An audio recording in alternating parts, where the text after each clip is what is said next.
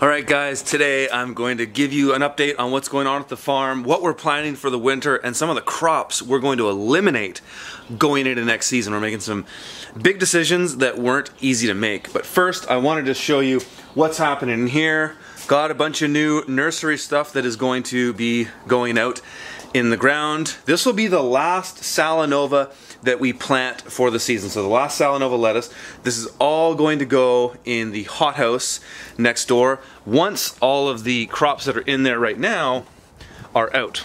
So we've actually begun harvesting all this stuff. We got the first cut of this spinach here.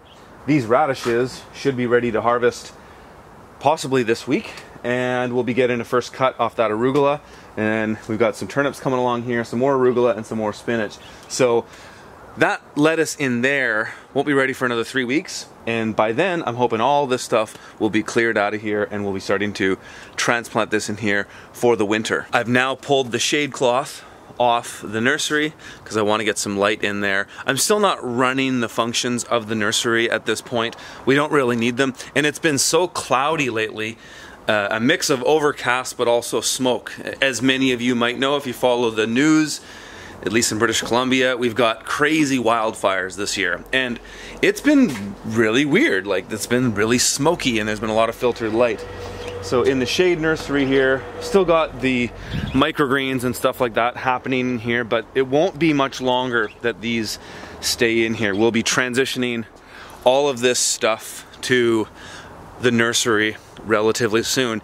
It's not cold yet, but it's no longer really hot, and the nights are cooling down a little bit. So this greenhouse is going to be coming back into play pretty soon. So I'm going to hop on my bike and go and check up on the guys. They're out at another plot right now planting and prepping beds. They're doing a ton of planting today as we are moving into fall. Now we're going to start planting larger amounts of stuff because I'm no longer concerned about things growing too quickly, because as we are getting closer to the fall equinox, and even after the fall equinox, especially after the fall equinox, the day lengths radically reduce in time, and also the nights get colder. So I've still got almost a month of summer left where I can plant stuff now and it'll grow quick. It'll almost get to full maturity, but then it'll really start to drop in its productivity. So in the summertime, I need to plant, if I need steady radishes, I need to plant beds of radishes every single week to have steady production. But as I approach the fall, around this time, I can start planting multiple beds of things, and I can just continuously harvest off them for periods of time because they're not going to get mature too quickly. However, if I use greenhouses, I can mimic that to some degree, and we're going to be putting caterpillar tunnels back up at the plots, and I'm going to go around and check things out and show you guys what we're going to do.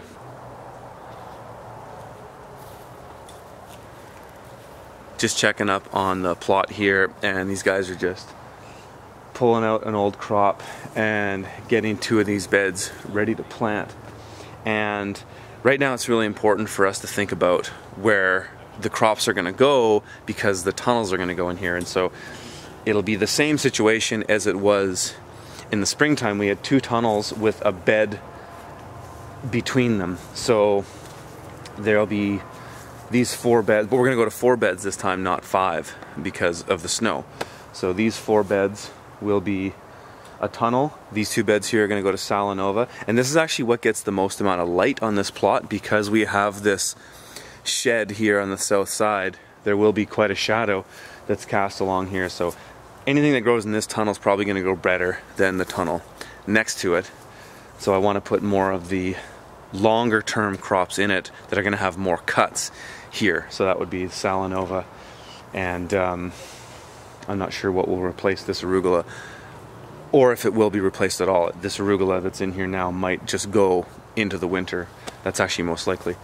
This arugula will be cropped out, and then that will be replanted, but that bed will be empty without a tunnel. So I'll put something in there that's sort of sacrificial. Maybe it'll be a spinach crop, because it's not going to be covered, and spinach can handle cold very well, so that will most likely go to spinach afterwards. And then we're going to have that's going to be a space, and then the other tunnel that will cover these 4 beds will go here. And right now we've got these 2 empty beds that aren't going to have a tunnel, and we're going to put radishes in there because they'll be ready by the end of the month, and then they'll be out, and then maybe I'll sprinkle a cover crop on there or something if I have time, just to leave it for the winter. But one thing I was doing when I was here was just sort of assessing all of this, and I came in and looked under this insect net in here and saw some really nice sized turnips. So I immediately just text messaged one of my aggregator customers who buys pretty much most of these from us and let him know, hey, next week I got a lot of this. These are the kind of things that we're just doing on a constant basis on the farm. Showing up here at our flagship plot, and things are really starting to thin out. Production is slowing down. This is fairly typical for this time of year. However, there was one mistake I made this season that would have meant we weren't so short on greens right now. Like right now we're like ridiculously short on lettuce, and the mistake I made is I didn't seed enough in July. So because that crop is basically a 6-week crop from seed to harvest, like 3 weeks in flats, 3 weeks in the ground before you cut, I didn't plant enough in July to have enough ready for now, so we're short. Fortunately, what we're doing is we're beefing up our salad mix with sunflower shoots, and that's a great thing about microgreens, or at least sunflower shoots in particular, is that they yield a lot per flat, and they grow really quickly. Like they're still at about 8 days. So we just started tripling the amount of flats we're doing to beef up our salad mix, and then we're offering a product called Shoots and Leaves, which is our sort of our winter salad mix anyways, because we have less production on the field and we beef it up with stuff from the nursery. But things are cleaning out here. We've got 2 beds to plant, and so as I'm here right now, I'm making notes on my phone and with my app Wunderlist as to what I'm going to have the guys plant. So I'm still doing that kind of delegation on my farm regularly. This greenhouse is completely cleaned out, and this one is getting there. Still some tomatoes in there though, not very much, very insignificant. If you watched my video last week about our tomatoes, you know, we had a really bad tomato season, and I've pretty much pinpointed at least my hypothesis of the 2 major factors after further discussions, thinking about it more, looking at the comments in the video and really analyzing it, also talking to other growers. It was a combination of mostly 2 things. High water table, especially here, because this is really close to the lake. We had a very high water table for most of the season. It's gone down a bit now. And we didn't adjust our irrigation times, so we should have scaled back our irrigation times here to half. And the smoke. The sky is really cloudy right now. Barely any of that's actually clouds. It's mostly just smoke. If it was later in the day, it would look really red right now, but it's still morning time. And those 2 things, I think, were the primary cause of too much moisture in here. Airflow isn't an issue on these greenhouses because they're totally open-ended and the sides are rolled up, and that attributed to some of the disease that we got in the soil.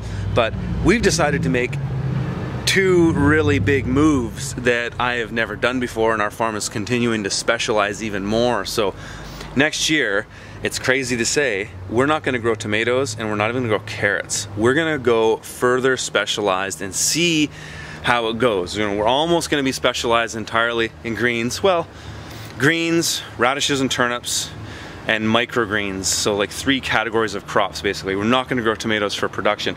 I will do a row or 2 of tomatoes in one of the greenhouses, probably the one at my house, just so I can have some for ourselves and to share with Roger and Elaine and our friends, and then I can also demonstrate tomato production in our workshops. But we're gonna cut tomatoes and carrots from the farm. It's a big move, and really what it's about here is just doubling down on the Pareto principle. Is like, what's working, what isn't, let's cut things that aren't working great and double down on things that are. And so we haven't met our demand for greens at all. We were short many times in the summer still, and if we would have had more beds in production for greens, then that wouldn't have been an issue. So we're going to keep these tunnels up, and maybe we'll do tomatoes again the season after. We'll see. You never know. And we'll keep these going all summer. I will put an overhead irrigation in these. We have it actually. Here's one of them kicking around right here. There's our micro sprinklers. So those will go back up in here. And in the summertime next year, we'll probably just put some shade cloth over these. and they'll be great for growing greens all summer long. And so that's the plan. That's what we're gonna cut out. And I'm gonna go and check up on the other plot and see what's going on there. Just came to one of our high rotation plots that's almost entirely winter and fall carrots at the moment. And again, carrots are going to be a crop that we don't grow for at least grocery store production. We found that our margin just wasn't working. We were selling a 1 pound bag for $2.50, and the labor it takes to put that bag together and sorting just wasn't economical. So we'll continue to grow carrots for restaurants, but not very much, because at restaurants we get a better price and we can do it in a box. So the numbers work out. And really what that comes down to is just that the customer in a grocery store is not gonna pay more than $4 a pound for a bag, even of organic carrots. So it's a price point that doesn't work, but grocery stores or restaurants are willing to pay a good price for a quality baby carrot. And so that's really what it comes down to. So we're not going to entirely eliminate it, but we are going to reduce it by at least half. And so that will be quite considerable. So we've got, this plot's almost all carrots. So I'll just explain to you guys what's gonna happen here with the tunnel. So these 2 beds of carrots, it's kind of weedy in here. We need to do a bit of weeding.